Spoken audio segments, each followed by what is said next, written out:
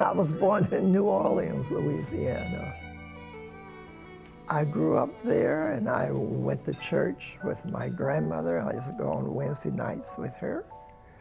And that's about it. I played outside. We played jacks a lot of time with rocks. We didn't always have the jacks. And I was the only child. And all the kids would come to my house because I had a lot of toys, only child. The house I lived in was 2815 Belmont Street, close to the church. You guys are of the Adventist faith, yeah? Seventh-day Adventist. Seventh-day Adventist. You were born that way, correct? I wasn't actually born that way, but that's all I know, Seventh-day Adventist, because my mother was a Baptist, I think, when I was born. I know she was a Baptist. She must have been a Baptist when I was born.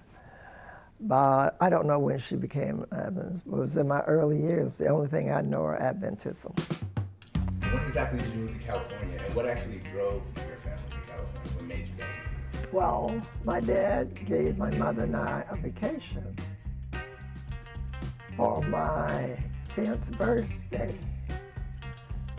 And we went to California for that because we arrived in California. My mother liked California, so she decided she wanted to stay. When I got to Los Angeles and we got off the train, I saw this train station. It was so pretty.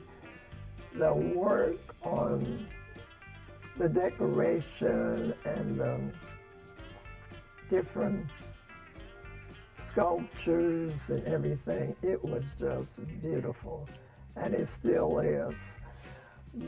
And that's what I remember. And then in 1941, when they bombed Pearl Harbor, oh, I cried, because I wanted to go back to New Orleans. But she says no. Oh. That's my favorite picture. That's high school. This is my high school picture. What high school? Los Angeles Adventist Academy. Yeah. I started there at the 4th grade, I think it was the 4th grade. I lived on 34th Street, 1135 East 34th Street, Los Angeles. Wadsworth. Yes, that's the church of Wadsworth Seventh-day Adventist Church. I lived on 35th Street. The church was on 41st Street. Pastor Elder Peterson, who I was saying, his daughter and I were very good friends. And that's when she left. She left in 1948. But we had been friends since 1941. Yeah. Where did you attend college? Oakwood College in Huntsville, Alabama. It was Oakwood College, now it's Oakwood University. 1949, I started college. And were there no Seventh-day Adventist institutions anywhere else that intrigued you? Just mainly Oakwood? Oh, well, they were all white. La Sierra was in Riverside, and PUC was up in England, California. And so I didn't want to go to either one of them. Like I said, when I lived in New Orleans, I didn't have that much contact with the segregation. I knew it was there. And the only time I probably would feel it when my mother would go to the stores downtown and they had colored wall, black for the colored people, and then for the white people. The only thing I can remember is the water situation. And then when I went to Oakwood, that's where I saw it again, because Oakwood was prejudiced back in 1949. They hadn't seen the light of being not prejudiced.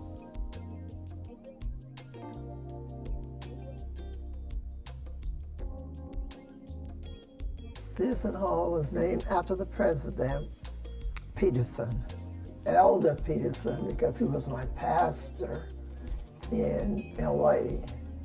That's what Peterson Hall.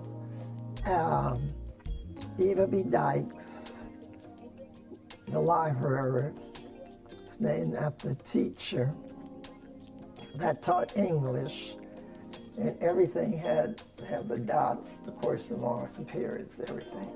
And if it wasn't right, she made you do it all over again. And she started the Aeolians. That's when they first got started.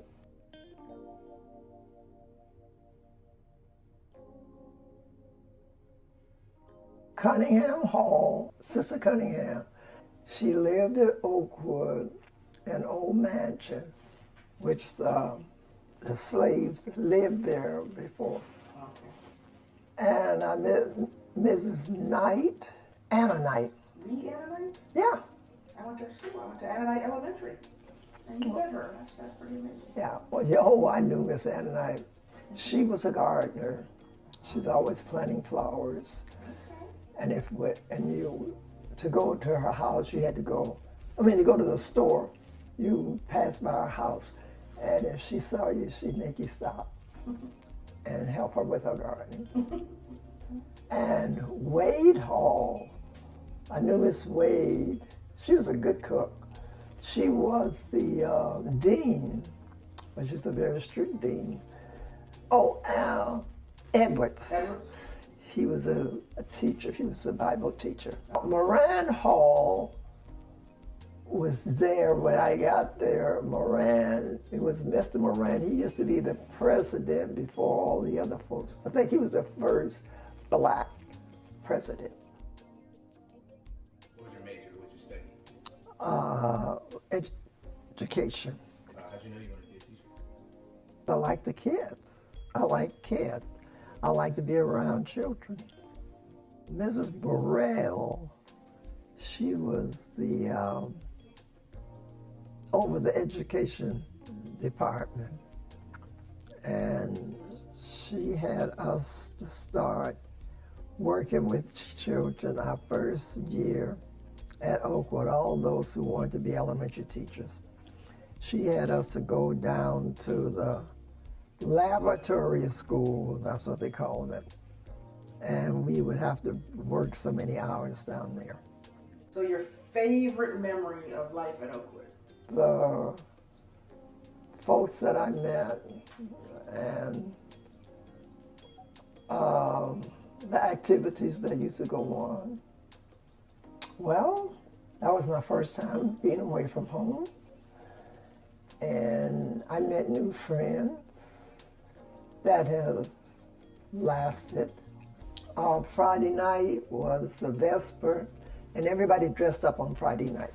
Really? You go to church, Sabbath, you can go anywhere, but Friday nights was the dress up night. And we would have music, sing songs and everything, and then we'd have a speaker, and we would go home. Sounds like pretty much what they do now. But they don't dress up like they do. No, not Well, Florida Mae and I, we became teachers at the Memphis school after we graduated from Oakwood. Okay. And it was the two of us. She was the teacher and principal, and I was the teacher.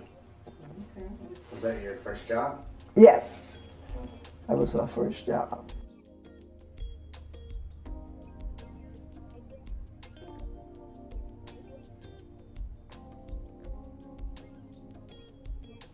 Was it an integrated school? No, Was it segregated? it was a room about half this size.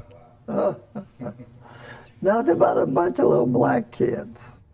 I didn't have, I guess I didn't have a mixed group of kids until I started teaching at Birch, and I had some little Hispanic kids, Compton. I taught at Birch for 25 years. And at that time, it wasn't really, well, I don't even remember we had, if I had any students, because I did special education. And they only had the little black kids in there. I didn't get a, I guess you would say, school with non-blacks until way after, when the school started changing. Because when I first went to Birch, they had all white teachers, basically white teachers. And they had some white students, but they soon left. But as far as an integrated school, that class, I don't remember having one. Did you teach at other schools in California? Los Angeles Adventist Academy. You taught at the school that you attended? Yes.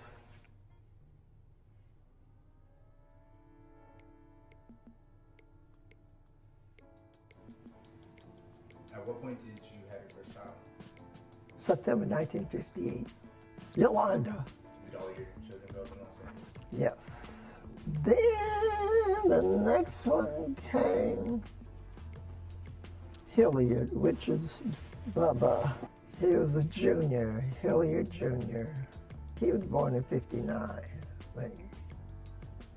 Yeah. When did you meet their father? At church in, I guess, 50, 55, 57, someplace up in there. Do you remember having your first grandchild? Yeah, Gerald, 1986.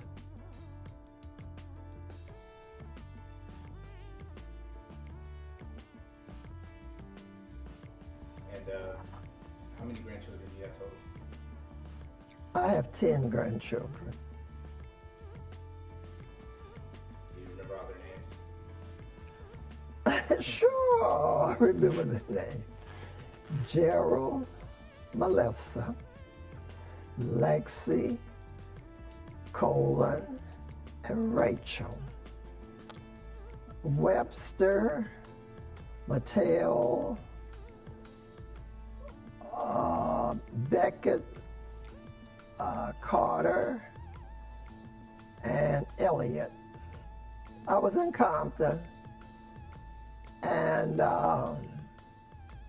my husband and I had separated, and Stacy asked me to come down and help with his kids. And that was in '07. So I moved to Texas in '07. You've been here ever since? Yes. What would you say in your life are you most proud of? Having 4 kids. I'm proud of my children.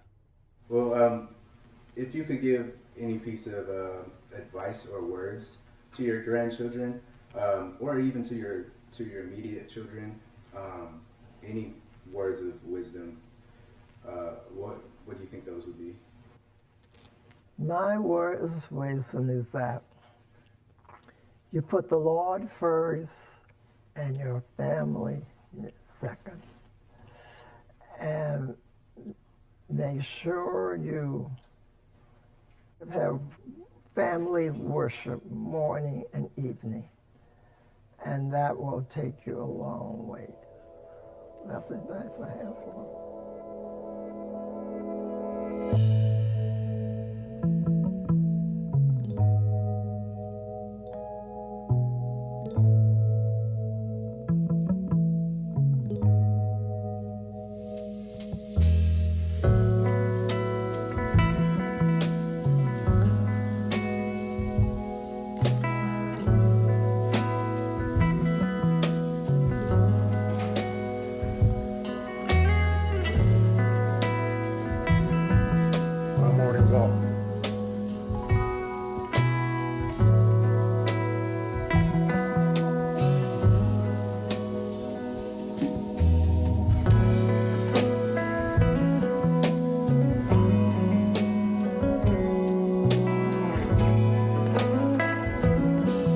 So I was on my way home, and I saw my mother walking in the subdivision.